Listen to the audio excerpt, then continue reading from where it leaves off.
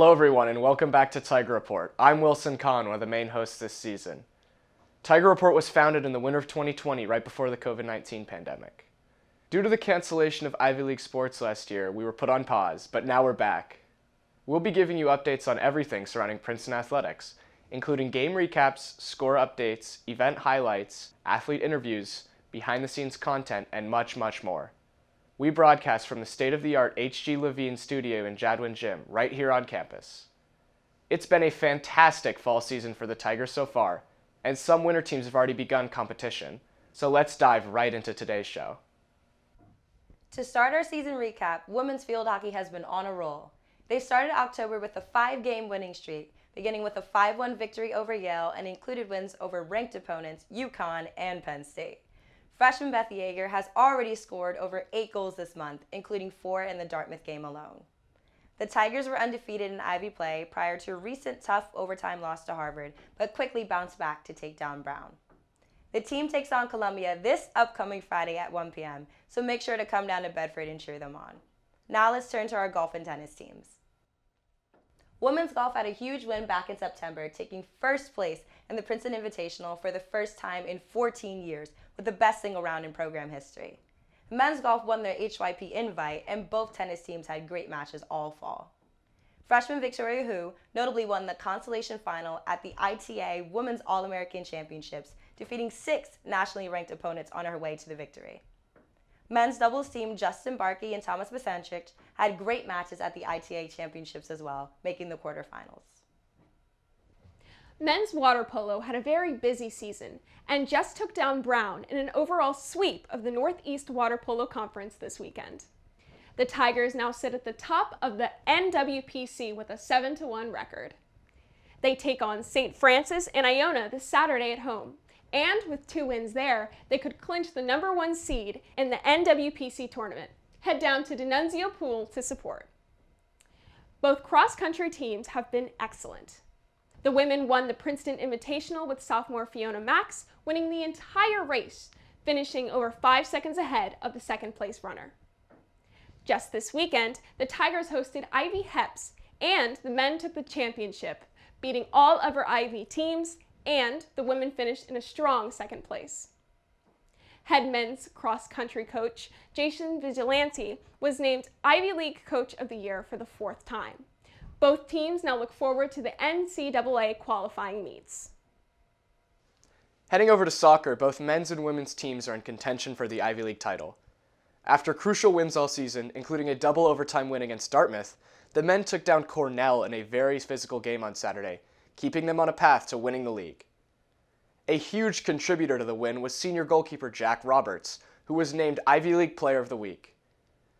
Another standout player this season has been senior captain Kevin O'Toole, whose hat trick in their Harvard game and additional assists earned him Ivy League Player of the Week honors, in addition to the United Soccer Coaches and Top Drawer Soccer's National Player of the Week.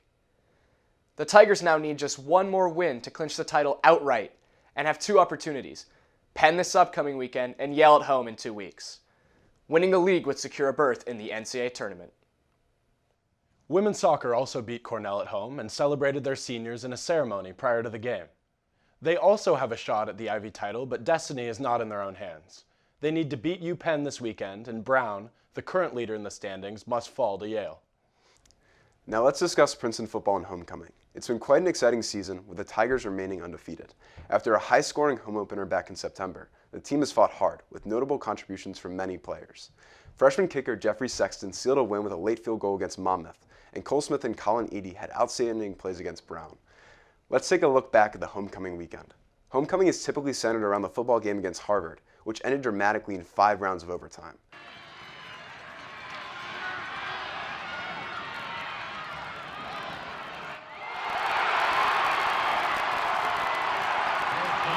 The festivities started earlier this year with the inaugural Tiger Tailgate.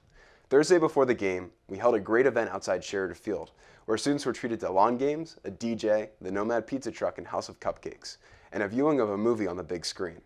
Despite it being fall break, with many students away, hundreds of people came out to celebrate the Tigers and get pumped up for homecoming. We also distributed this year's homecoming t-shirt, which students then sported at the game on Saturday.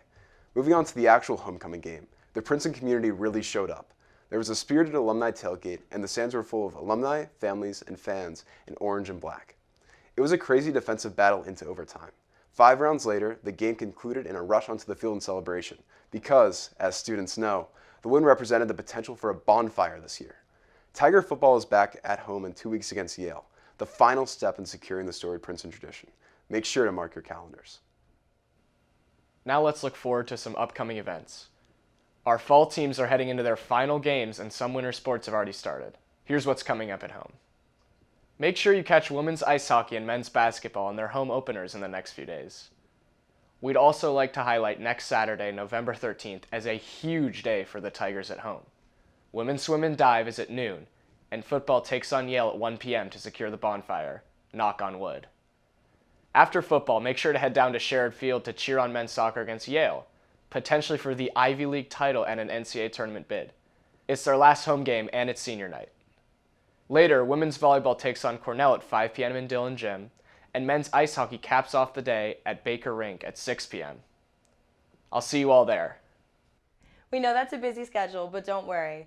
Follow us at TigerReport, Princeton Athletics, and Princeton Jungle to stay up to date on upcoming events and game reminders, and subscribe to our YouTube channel to view content. We'd like to give a big shout out to Jason Lee for winning our youth store giveaway. Make sure to follow us for future contests.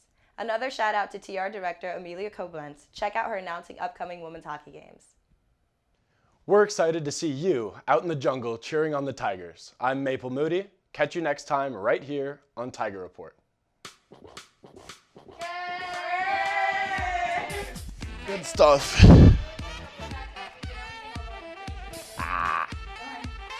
Beef the intro, come on, son.